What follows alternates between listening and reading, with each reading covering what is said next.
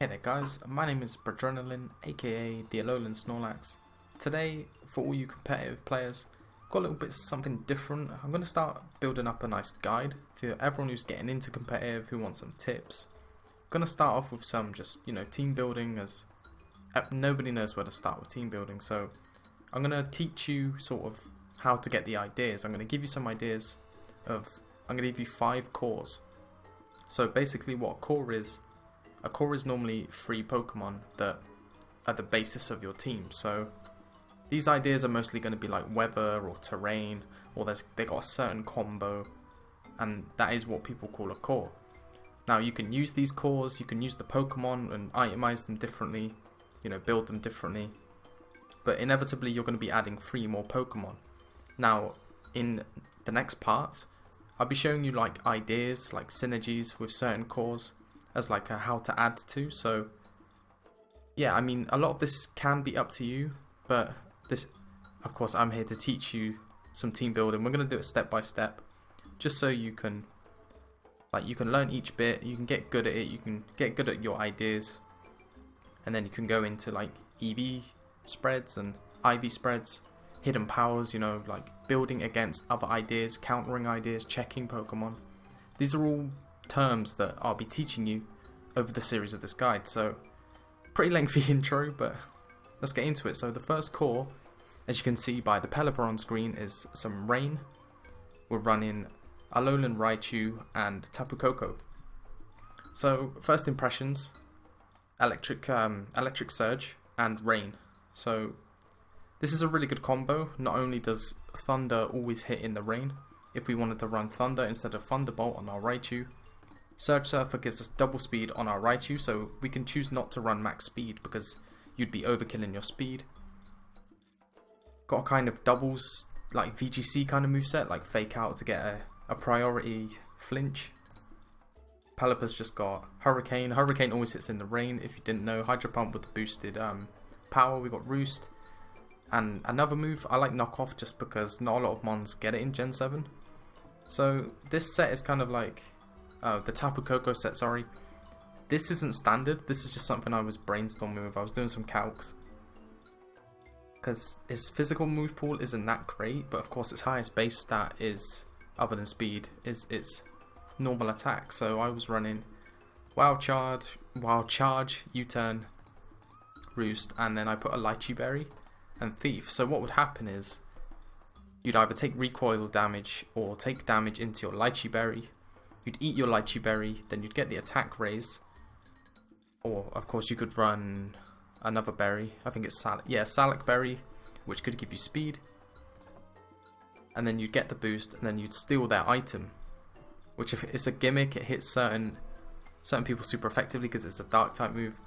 I'm going to be trying this set out, but this isn't conventional, so like I said before, you'll be focusing more on the core itself and trying to build your own ideas. So this is the first core. We're going to move on to the next core, which is Hail. We're going to be using Alolan Ninetales, Alolan Sandslash, and a Wall Breaker of sorts. So I was thinking Komodo, it gets Overcoat, which stops it from taking hail damage. Of course, we've got a kind of 3 moves Dragon Dance set. A lot of HP investment, like I do on a lot of newer mons, because I just think it's better. I'm not saying I'm like pioneering the new EV spreads, but I like HP over speed because a lot of the Alolan Pokemon aren't that fast. In the previous gens, speed won everything. But I'm feeling like we're going more towards bulky offense. These teams are starting to form a lot more and they're a lot more effective.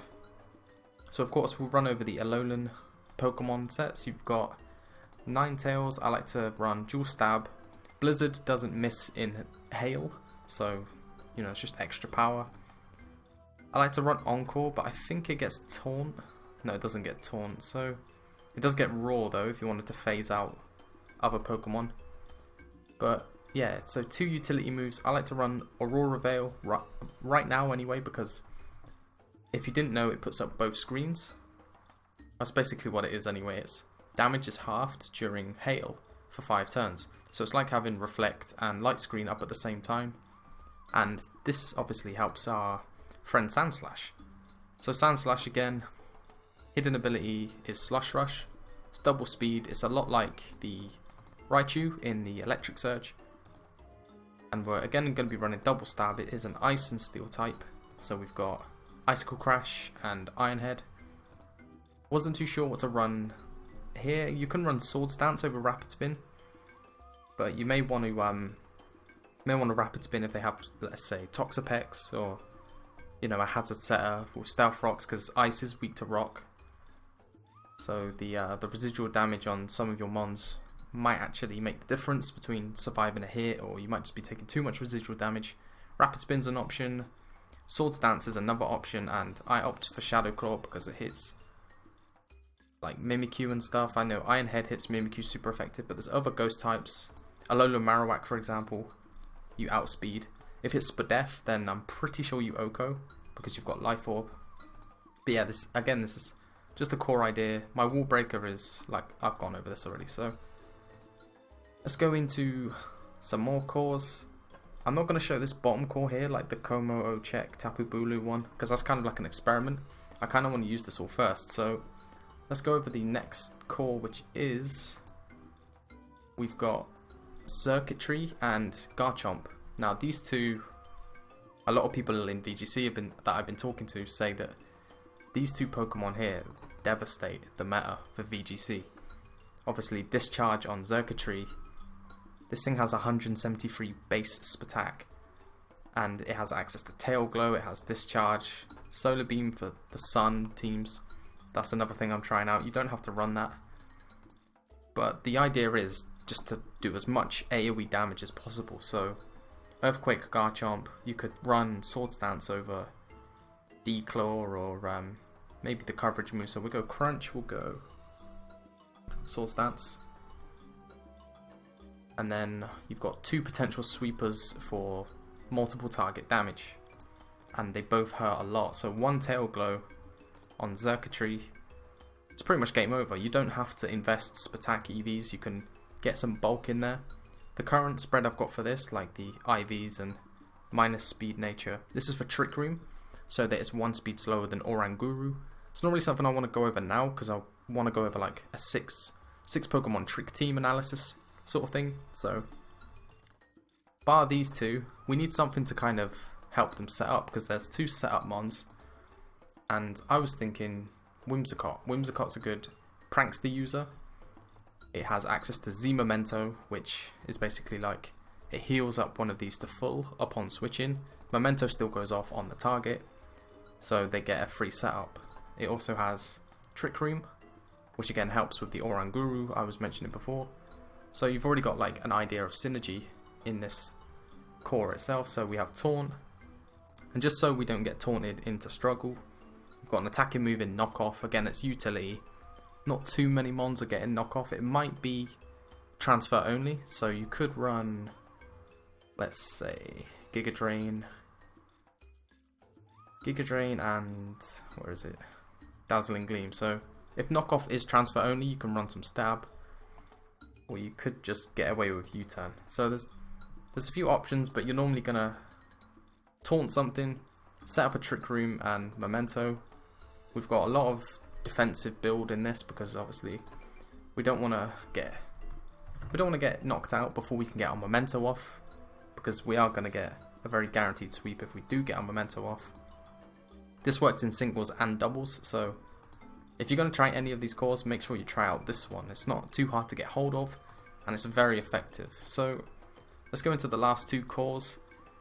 I will show you Oranguru now. So Oranguru Trick Room, very effective. This is probably going to be one of the most used cores in VGC. It's another one that I've been discussing with friends and VGC players, showdown players. So we've got Trick Room on Oranguru. We've got an attacking move. We've got Trick Room, Instruct, and Protect. Now this is the VGC kind of set. So you're in double battles, so you've got Protect. You know, just in case you want to double Protect or Trick Room Protect, or stop yourself from being targeted as much. You have Torkoal. So Protect is mandatory, because turn 1, if you want to get this going turn 1, you would Trick Room with Oranguru. It can take a taunt with the Mental Herb, or in a lot of cases it can take a hit. This is what your EV spread would look like. This is like going to be pretty standard, just so you can take a hit for Trick Room. Then obviously you've got 58 speed. 36 speed is just, you know, so that you go first, because that's how Trick Room works. And then you've got Eruption. Flamethrower is there for when you start to go lower health. And then Hidden Power Ice hits pretty much everything that Walls fire type moves. And then Protect again for VGC is just a safety measure.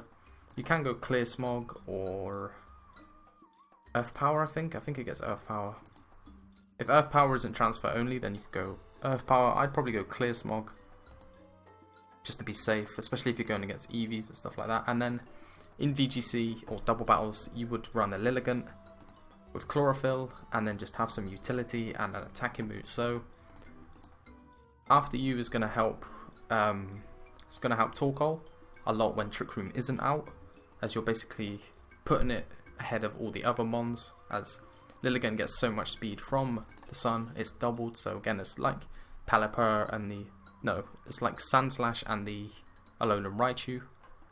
So that you get to put this Torkoal ahead of the other two mons in the sun, full HP Eruption. That is going to do so much damage. I can't believe that they made Torkoal like S or A tier by just giving it Drought. It's pretty scary. So yeah, this is Trick Room Sun, another core that you can mess around with, add some mons, try some ideas out, see what it's weak to, itemize against. Of course, I'll be going over that like I said. And the final core I want to show you guys is more of like an experimental core that I'm working on right now, where it's kind of like a sand team kind of. Yeah, it's a work in progress. So basically, this is more of a typage core. So we've got the Pheromosa standard set. I don't want to run high jump kick because the chance to miss. So I'm running safety goggles. Oh, that's it. This was for Hail, like a test team for Hail. So like you could take the Hail core from earlier on and add these 3 mons. You'd have some Psychic Terrain so that you can't get priority moved, which is what Pheromosa is mainly weak to. I mean, if you get hit by Sucker Punch, even though it resists it, I'm pretty sure it almost kills. Quick Attack from Pinsir locks this thing down like it's gone, like insta-dead. So a lot of things like that. So Pheromosa is very standard except for Brick Break over High Jump Kick. You then have Tapu Lele, which I chose to add Screams, just because of the synergy with how low Pheromosa's base defenses are. So we've got Dual Stab, and then we've got Screams, Light Clay. Very defensive, well, not very defensive, but we got some Spatak just so it hits hard, because obviously it'll get the Psychic Terrain boost. And then to complete this core, in terms of typage and how it covers each other's weaknesses, we've got Mandibuzz. Now Mandibuzz counters Pheromosa pretty well. I'm pretty sure Gust kills Pheromosa, so yeah, Mandibuzz walls a lot of physical attackers. It abuses them with Foul Play. Brave Bird is just some stab. Defog is just again, if they have like Toxapex, Stealth Rocks, things that can harm other people on your team that they may get up. Defog is a utility move. You can run things like Taunt, Toxic, Whirlwind, Tailwind, Substitute. So there's a lot of options for Mandibuzz, whether you're doing single battles or double battles, and that completes this core. You can of course run something other than double screen Tapu Lele, but again, this is things that I'm going to be trying and doing like post-game analyses on, just so that you guys have an idea of what to do, how to play, how to build your mons, how to build your team, and all of that. So anyway, I've been talking non-stop, and this is something new, so I'm actually quite impressed that I didn't really fumble that much. Anyway, hopefully this is useful to some of you guys. Let me know if you want some more specific tips for team building, or when to go certain EV spreads, when to go certain movesets, how to use them in battles, like if you want like post-game analysis battles of my mindset at the time, things like that. You get the idea. Anyway, that's about all we have time for in this video. Thank you so much for watching, and maybe I'll see you again soon.